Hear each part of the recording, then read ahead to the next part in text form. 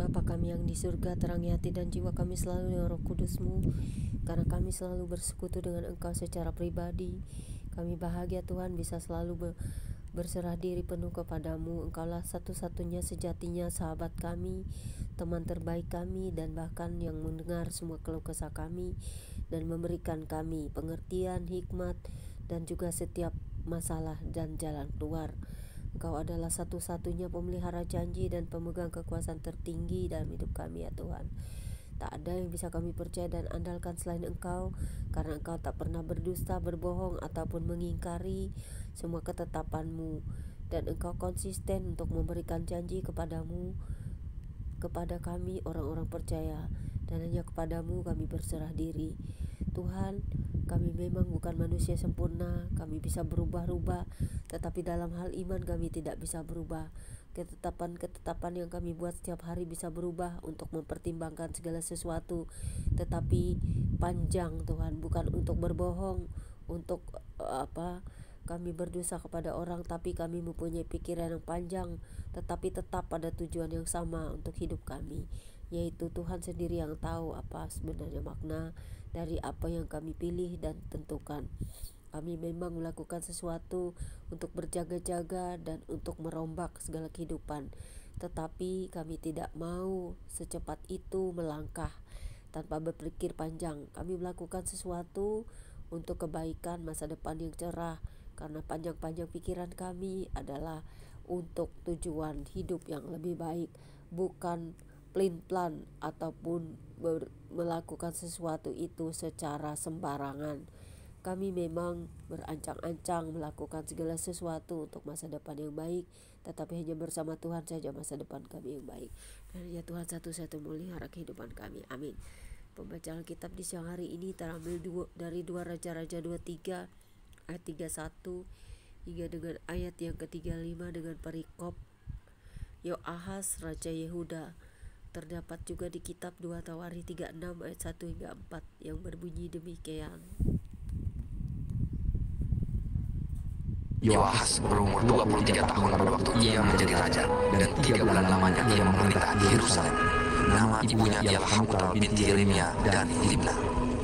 Ia melakukan apa yang jahat di mata Tuhan, tepat seperti yang dilakukan oleh nenek moyangnya.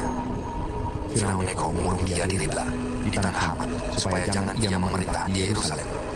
Lagi Firaun membebankan kepada negeri itu denda sebesar 100 talenta perak dan 10 talenta emas.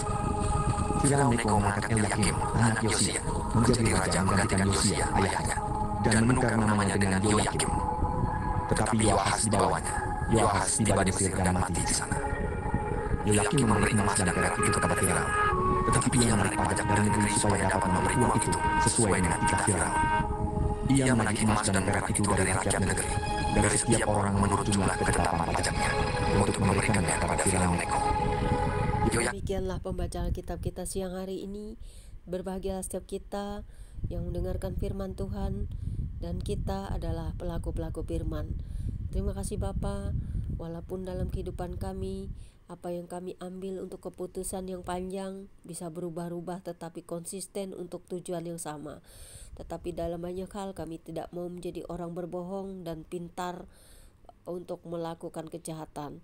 Kami hanya pintar untuk melakukan kebaikan, kejujuran, dan juga semua alasan-alasan apapun yang menjadi masalah hidup kami, untuk diberi keterangan dalam segala banyak segi agar dapat dimengerti. Tetapi banyak hal Tuhan, orang lain yang pendek pikirannya tidak dapat mengerti. Orang yang tidak bisa mengerti orang lain tidak bisa mengerti orang lain.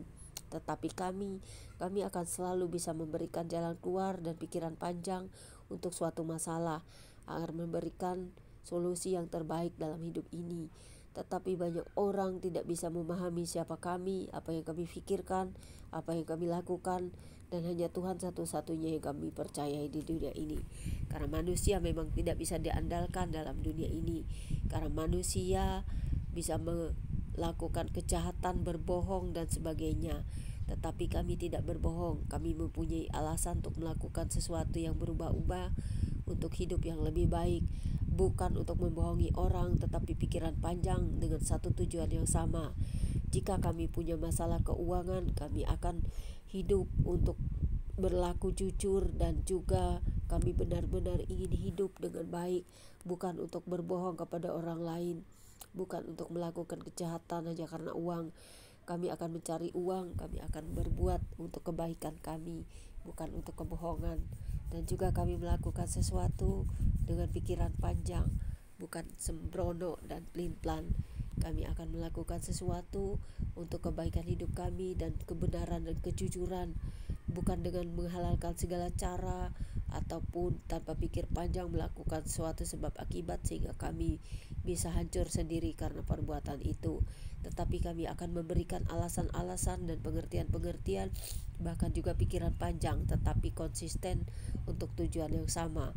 Maksudnya kami akan tetap melakukan suatu hal untuk tujuan di mana kami akan benar-benar final melakukan itu. Pada akhirnya nanti apa yang kami cita-citakan dan tujuan kami akan berhasil. Hanya dalam genggaman tangan-Mu kami serahkan hidup kami, Tuhan. Amin.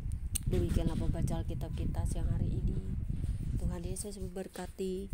Jadilah orang benar dan orang bijak. Tetaplah konsisten dalam iman dan tetap setia di dalam pengharapan. God bless you all. Terima kasih Bapa, kuasa-Mu terus bekerja di hidup kami selamanya. Firman-Mu akan terus menerangi hati dan jiwa kami dalam segala keadaan kami. Amin. Tuhan Yesus berkati.